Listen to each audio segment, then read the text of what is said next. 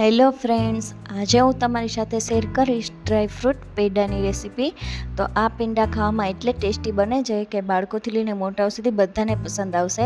અને માત્ર 2 વસ્તુના ઉપયોગથી જ આપણે આ પેંડા બનાવવાના છીએ. તો ચાલો રેસીપી શરૂ કરીએ. તો સૌથી પહેલાં અહીંયા પેંડા બનાવવા માટે મેં 250 ગ્રામ બદામને આખી રાત માટે પલાળીને રાખી દીધી છે. આ પ્રોસેસ ખૂબ જ મહત્ત્વની છે. ડાયરેક્ટ આપણે બદામ પીસીને નથી લેવાની, પલાળીને જ લેવાની છે. તો તમે જોઈ શકો છો પલાળેલી બદામના આસાનીથી છાલ નથી ઉતરતી, આપણે નખના મદદથી ઉખાડવી પડે છે. તો આજે આપણે એવી રીતે ઉતારશી કે જેથી આ ટ્રીક હું તમને શીખવીશ કે બદામની છાલ ઝડપથી ઉતરી જાય. તો એના માટે 1 મિનિટ માટે આપણે આ બદામને ગરમ કરી લેવાની છે પાણી સાથે. હવે ગરમ કરી અને બદામને આ કપડાની ઉપર, કોટનનું કપડું હોય એની ઉપર રાખી દેવાની છે. તો હવે તમે જોઈ શકો છો બદામની છાલ ખૂબ જ આસાનીથી નીકળી જાય છે. હાથની મદદથી જ, આપણે નખનો ઉપયોગ પણ નથી કરવો પડતો. તો હવે અહીંયા 250 ગ્રામ બદામની મેં છાલ ઉતારી લીધી છે.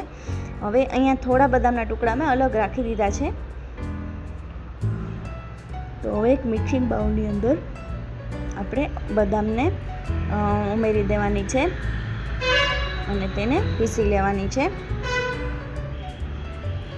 તો અહીંયા બદામનું ટેક્સચર આવી રીતે છે.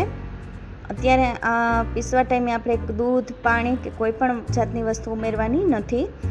હવે અહીંયા 3 ચમચી જેટલું મેં ઘી લીધું છે અને ત્યારબાદ તેની અંદર આપણે બદામના પીસેલી બદામ ઉમેરી દઈએ. હવે અહીંયા મેં 1 ગ્લાસ કેસરવાળું દૂધ લીધું છે, જેથી આપણે પેંડાનો કલર એકદમ સરસ કેસરી આવે, એટલે મેં અહીંયા કેસર ઉમેર્યું છે.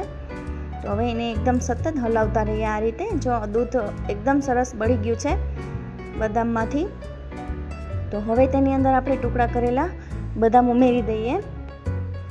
આવી રીતે ટુકડા ઉમેરવાથી બદામનો સ્વાદ સરસ વચ્ચે આવે છે ખાતી વખતે. તો જો અહીંયા દૂધ એકદમ સરસ બળી ગયું છે. હવે એની અંદર મેં અહીંયા 100 ગ્રામ જેટલી પીસેલી ખાંડ ઉમેરી દીધી છે. એની જગ્યાએ તમે પીસેલી સાકર પણ ઉમેરી શકો. તો હવે ખાંડને પણ આપણે સરસ એનું પાણી જે છૂટે એ બાળી લેવાનું છે. તો હવે અહીંયા એકદમ સરસ ટેક્સચર તૈયાર થઈ ગયું છે. જો આ સમયે ટેક્સચર થોડું ઢીલું લાગે તો એની અંદર તમે મિલ્ક પાવડર ઉમેરી શકો છો. મિલ્ક પાવડરમાં થોડું ઘી ઉમેરીને જ ઉમેરો મિલ્ક પાવડર, નહીં તો ગાંઠા વળી જશે, અને થોડો થોડો કરીને ઉમેરવાનો.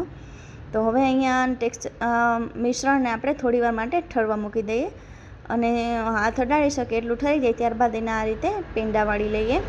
તો પેંડા વાળી લીધા છે અહીંયા મેં. હવે તેની અંદર આપણે નાની પિસ્તાની કતરણ રાખી દઈએ. તો જો પેંડા જોતાં જ ખાવાનું મન થઈ જશે અને ખૂબ જ ટેસ્ટી બન્યા છે.